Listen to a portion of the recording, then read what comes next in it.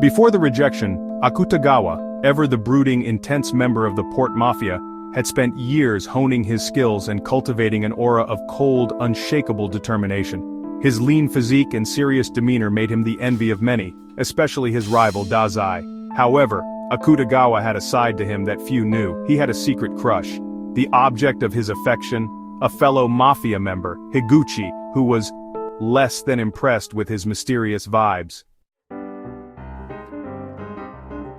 He spent days preparing for what he called the ultimate confession. He even Googled how to impress a girl, a real moment of vulnerability, and watched cringe-worthy videos on how to boost his riz. He figured if he pulled off the right combination of intimidating yet charming, he could win her over. One evening, after too many failed pep talks to himself, Akutagawa approached her. He was dressed to impress, though admittedly he looked more like he was auditioning for a role in an action movie that no one would want to watch. Still, he was determined. With a deep breath, Akutagawa puffed his chest, trying to sound as cool as possible, though the words that came out were far from smooth. "Akutagawa, VO. I need your skibidi jot Ohio Riz," he said, his voice cracking slightly as he struggled to remember the phrase he thought sounded smooth. Higuchi blinked at him, confused, her face cringing as if she'd just tasted a spoonful of mustard ice cream. What? What are you talking about? I need your, skibidi Riz to be with you, you know? Like I'll be your king or something? I don't like you. Before Akutagawa could even process what was happening, she turned on her heel and sprinted away, leaving him standing there like a statue. The rejection was swift, brutal, and embarrassing, but instead of retreating into a dark corner and plotting his revenge, Akutagawa was hit with something worse: intense, undying brain rot. He didn't know what had happened. All he knew was that everything had gone horribly wrong. Instead of feeling anger, he felt like he wanted to curl up in a blanket and never leave his room again. But he didn't. He couldn't. No, he had to embrace this moment of awkwardness. It was his fate. He started eating massive amounts of food. He didn't know why, but the pain in his chest was unbearable, and cookies were a solution, right? He went from zero to full-on potato mode in just a few days. Pizza, cake, ice cream, nothing was safe from his newfound binge-eating habits. Soon, his once sharp features became soft and doughy. He looked like he was ready for the next big meme compilation. But all he could think of was that cringe-worthy skibidi Riz moment, replaying in his head over and over, spiraling into a deeper pit of despair. Akutagawa's obsession with food only grew as his self-esteem plummeted. He ate because it was the only thing that made him forget about his failed confession. It wasn't just food either. He found himself on TikTok, scrolling through endless videos, repeating his cringe lines in an attempt to somehow make sense of it all. I need your skibidi jayat Ohio Riz. He muttered to himself, his mind slowly deteriorating from the sheer amount of brain rot. He couldn't stop. It had become his mantra. His appearance, too, was a mess. He was bloated and sluggish, waddling around the Port Mafia headquarters like a sad, angry potato with an overwhelming obsession for cringe culture. Akutagawa, you look like you've been marinating in your own awkwardness. You sure you're not trying to be the next meme lord? Akutagawa glared at him, though there was no fight left in him. His energy was drained, consumed by the ridiculousness of his own failure. He'd been rejected, humiliated, and now he was forever trapped in a cycle of cringy obsession. Days turned into weeks, and Akutagawa's transformation into a meme lord was complete. He was no longer the fierce, mysterious fighter of the Port Mafia. Now, he was just the guy who couldn't stop saying skibidi Riz in his sleep, his body unrecognizable, his confidence shattered. Higuchi? She'd long forgotten him, probably going on with her life, laughing at the cringy incident she would never bring up again. As for Akutagawa, he would never be the same. His self-worth was now tied to the ever-dreaded memory of the cringe confession, and the only thing left in his life was an overwhelming addiction to sweets and internet culture.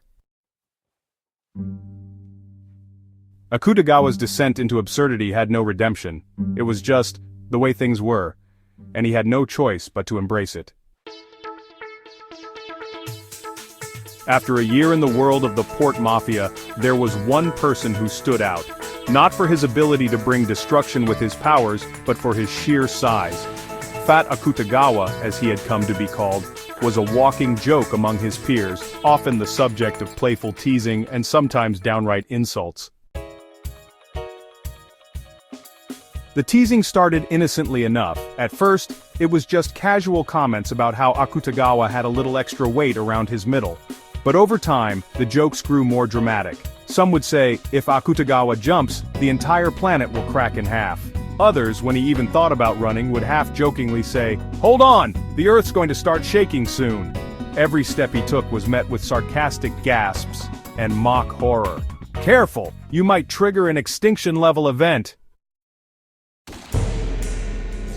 Akutagawa, ever the brooding and sensitive soul, would respond with his usual icy glare, his expression conveying 1,000 threats to those who dared to mock him. But deep down, he couldn't help but feel the sting of their words.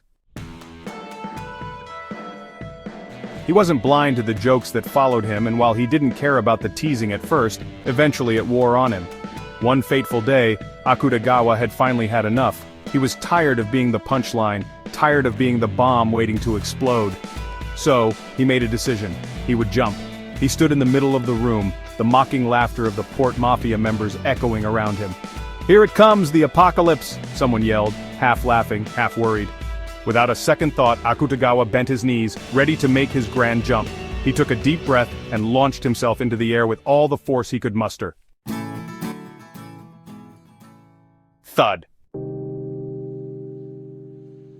He landed back on the ground, completely unharmed, with no dramatic earthquake, no shattered buildings, not even a ripple in the floor beneath him. The room was silent for a moment. Everyone waited. There, happy now? The room erupted in laughter, realizing they had built up a ridiculous myth around his size. Akutagawa, despite his annoyance, couldn't help but smirk. They'd learned something that day. Fat Akutagawa was more than just a punchline. He was still the terrifying, deadly member of the Port Mafia, even without the ability to destroy the world by simply jumping. But then, something happened. Akutagawa, a bit too smug from the reaction, felt a strange itch in his chest. What if they were wrong, he thought. What if it wasn't just a joke after all? This time, the Earth wasn't ready. Boom! The ground trembled violently as a shockwave ripped through the world. The sky cracked open, and the atmosphere groaned under the weight of Akutagawa's leap. The air itself seemed to shudder, as if the planet were about to collapse. Mountains shattered, cities crumbled to dust, and oceans rose up in towering waves, sweeping across the land. In an instant, the Earth itself began to unravel from the sheer force of his jump. It was as if the planet had been holding its breath all this time, and now it had no choice but to release it all at once. The Port Mafia members, who had been laughing moments before, were now wide-eyed in disbelief as the world around them began to collapse. What did I just do? He whispered, a rare panic in his voice. The earth split into cracks that extended for miles and the land began to disintegrate. Everything seemed to be in chaos, from the shattered buildings to the violent waves crashing against each other. The Mafia members could only watch in awe and terror as the world seemed to crumble, realizing that Fat Akutagawa's jump had in fact been the trigger for the destruction they had all jokingly feared. Akutagawa stood frozen, eyes wide, as the earth fractured around him.